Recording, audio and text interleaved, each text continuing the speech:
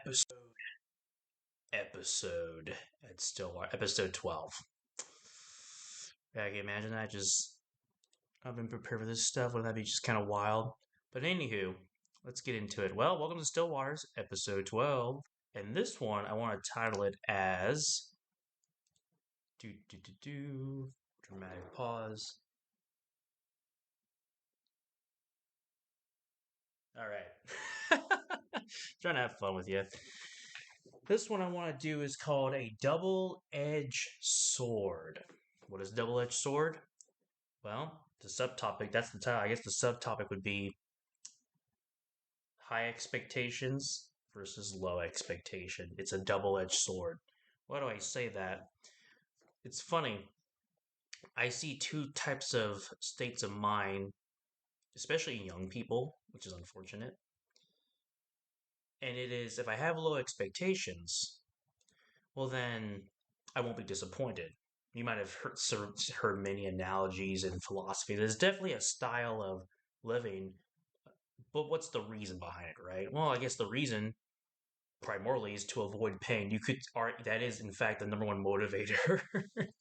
Everything we do to avoid pain fundamentally, right? Like the pain of regret, the pain of rejection, the pain of not being enough, the pain of being alone, right? These are all different types of pain, and we do everything in our best efforts to avoid that.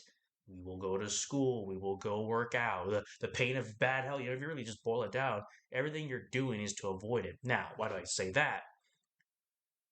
Because the expectation, low expectation, is just a way to avoid disappointment, which I guess that would be another topic. How do you deal with disappointment? I've been thinking about that because it's kind of funny, right? We keep telling, at least what I notice, as I'm living out my days, you go through a series of moments in your life where you had your idols, you have had your expectations, you've had this ideology, I want to make a difference, and you go to this organization or you go to this thing, you join that, you go to this church, you go to this, etc., right? And you came in with the expectations, which were high or perhaps standard. I don't know. They were above normal, I suppose. And you came in thinking, okay, I'm going to do this, and this is going to happen. Well, what about expectations in relationships, right? You don't. No one goes into a situation thinking, "Oh, I would hope not." Oh, I can't wait to get screwed over. I can't wait till they lie on me. I can't wait till they don't show up. I can't wait. No one expects that. I would hope not. That seems a little self-defeating. I have to question your. Well, I would have to question the reason why you would do it in the first place. Can you imagine if I said, "Hey, I can't wait to go to the gym and break my ankles"? Like, well, wait a second, why would I go to the gym then? I'm gonna avoid it like it's the plague. Obviously, I go to the gym with the expectation that I'm gonna get a good workout and etc. Right? Like expectation. But then there's also reality. Well, I want you to really think about all the times you have came into situations with great expectation and you deal with disappointment. And what sucks is it's a double-edged sword. I'm not even here to give you a solution. I'm just trying to give you perspective. How should we live our lives? I'm basically talking to me now. Here's my thought process, and this is the conclusion I've concocted after talking to therapists, getting perspective from other people who have many more years and moons under their belt. Well, having low expectations, it is a nice method, but it's not realistic. I refuse to believe that the reason why the mass majority of our society and where it's at technologically and sociologically is because we have had low expectation. Now, there's definitely been some flare ups, but for the topic of this video, cars, cell phones, airplanes, dreams, and ambitions are high expectation. Who the audacity to think that was even possible is a high expectation. Now, the disappointment is you're going to have to go through the reality of people who don't believe it. Yeah, Thomas Jefferson with his 100 light bulbs, right? He failed like what 1,000 times, I believe, but he didn't see it like that. He just saw it as a way to get closer. I wanted to knit this idea to you that high expectations, though there are disappointments that come with it, it's worth it and necessary for your life. And also, it's a double edged sword. I would argue to say that a person with vision, it's great. You can see what the world can be. The consequences, you also have to deal with what it is. Vision, isn't it funny? Oh, I have vision. I can see. But the consequence is that if you can see what things can be, well, then that suggests they're not what they are. Same. You could say it's the same thing for any goal or ambition. Isn't it funny? We have goals and ambitions and dreams, but the very notion of the word suggests that your current state is not that, which also means you have to accept the soul crushing reality or ego, pride that I am not where I want to be and I have to get my act together. I want six pack abs. Well, if you want six pack abs, I hate using gym analogies because they're so common, but it's just the one that makes sense. It seems like it's the most simplistic one. You want six pack abs? Well, that indicates to me that you don't have six pack abs. But kudos to you for expressing what you want because now we know how to get there. Can you imagine how weird it would be? Here's a phrase I want you to write down if you ever write anything I say. A lack of direction destroys motivation. You could say that's what a vision and goals really are, just step by step. I guess the vision is the destination, and the goal are like the steps along the way, the processes. But I digress. A lack of direction destroys motivation. Well, what about faith, Andre? That the directions have exhausted themselves, and you just got to make some turns because Google Maps hasn't been updated. That's something to think about. You ever gone to a road? Google Maps like turn left, and you look left, and you're like, "There's no road here. Like the satellite is garbage. I'm just gonna have to keep driving straight and hope this all works out for my good." That's faith right there. But that's a tangent metaphor. But I want you to keep thinking about that. Now, how does this tie to disappointment? We will go through disappointments because we live our lives with expectations, certain expectations, and low expectations and no aspirations, though it does sound like a defense mechanism, it's just not valid, nor is that conducive if you're a high performer. Now, granted, if you're okay with that, God bless you. Have a nice day. This has been a worthless 8 minutes so far. But if you have ambition, I'm trying to reaffirm you and let you know that if you have a dream, goals, ambition, that is the proverbial double edged sword. I wish I can tell you that in my 27 years of living in the timing of this video, that I'll go so far to say 20 plus years, because I think at years 7 or 8, I was more cognizant of these feelings, right? That I could live life with no disappointment, right? Like I can, here's the word, become emotionally detached like a machine. How? How the heck is that possible? How is that possible for any human? I know we say that crap. Everyone says, "Oh, you just gotta take your feelings," some macho man stuff. But the reality of it is, we're emotional creatures. Now, you have emotions. You don't want your emotions to override your decisions. You have to suffer the consequences after the feelings have fade. That's a talk all by itself. However, for me to tell you to just turn it off, like, I mean, how do you? What kind of advice is that? I mean, that's easy to say, but God help us. Like, I, I don't know any training or man. Isn't it funny when you hear advice like that? It's like, how do you even begin to do that? Do you have any like stories or advice or some type of articulation to do that? I don't think you just wake up at the age of 18 like I can just turn it off. I can just be emotionally attached, and that's something that a lot of people struggle with. They struggle with the fact of it's either all or nothing. Either I feel or I don't feel. And what I'm telling you is, if I had to pick between two extremes, I would implore you. You implore me? Yeah, that's a whole nother meme. Squirrel. I had to do it.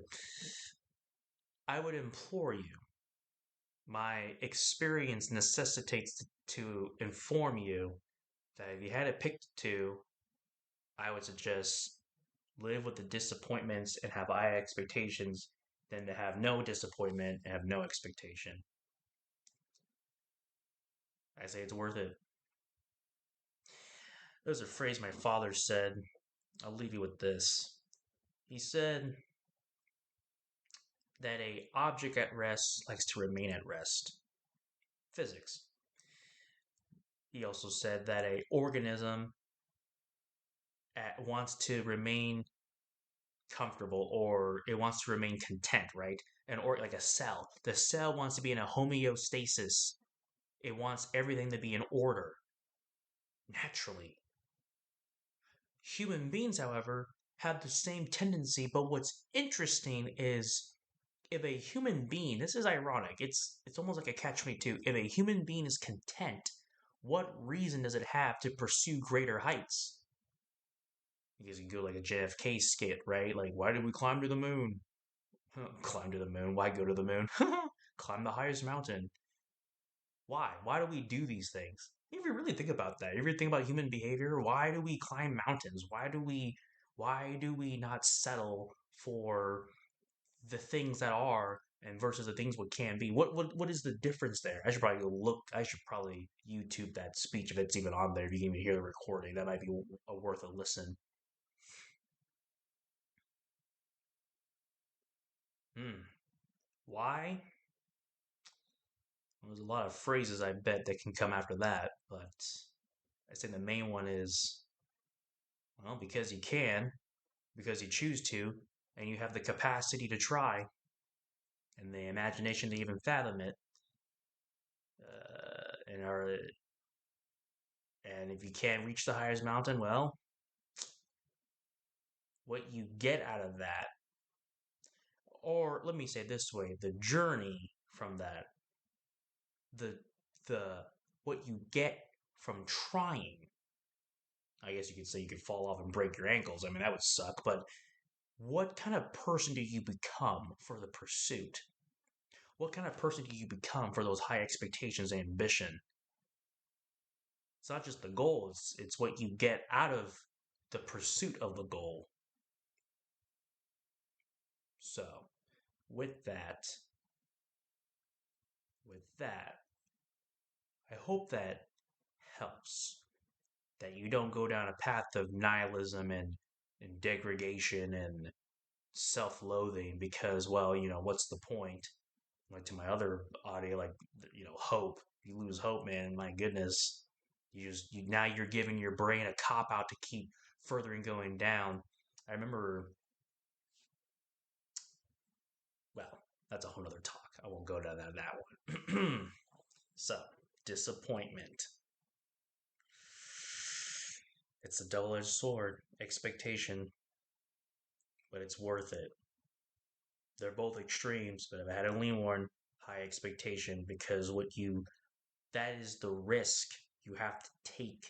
That's the risk that comes with it.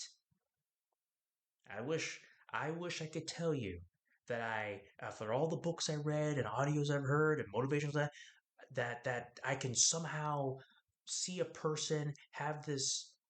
I remember one guy said you have to delete the imagination of a character that never existed. So that's a good thought process.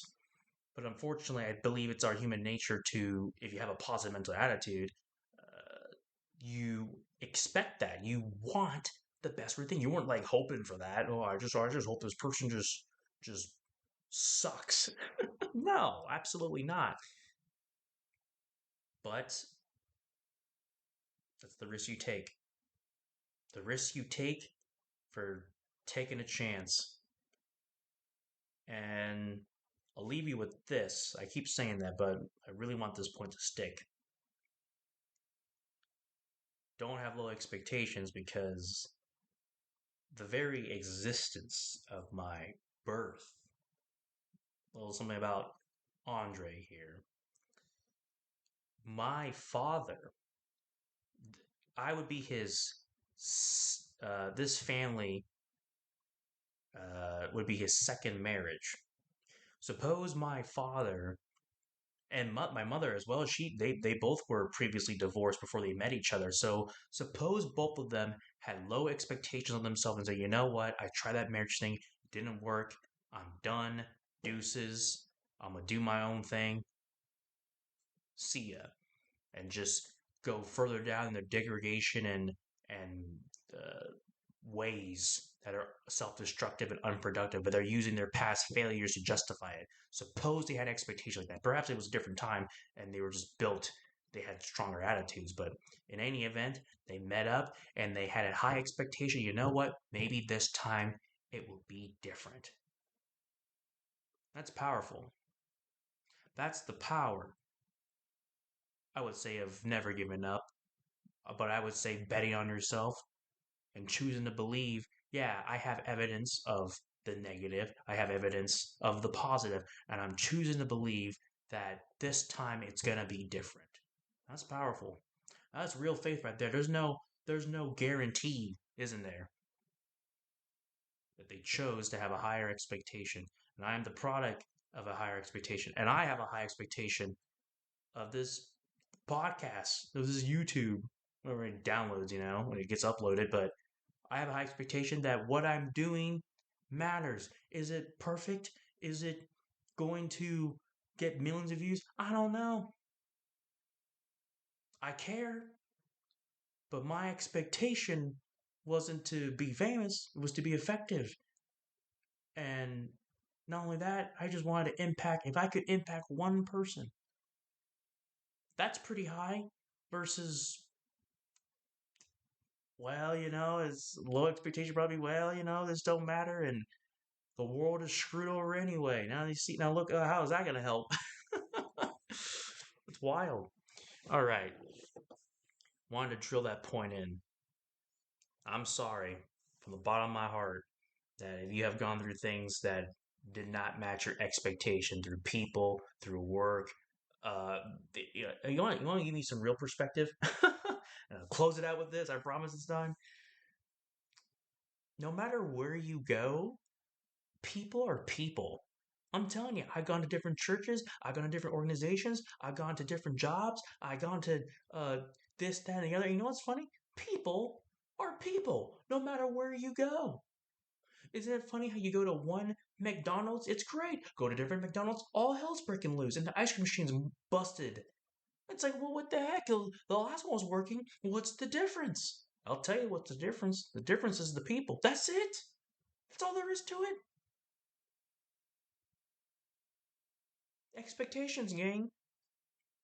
I wish I could tell you that if you go to this group, you'll get this result. If you go to this church, you get this. If you go to this, no, no, no, no, no. It's people. It's a people thing.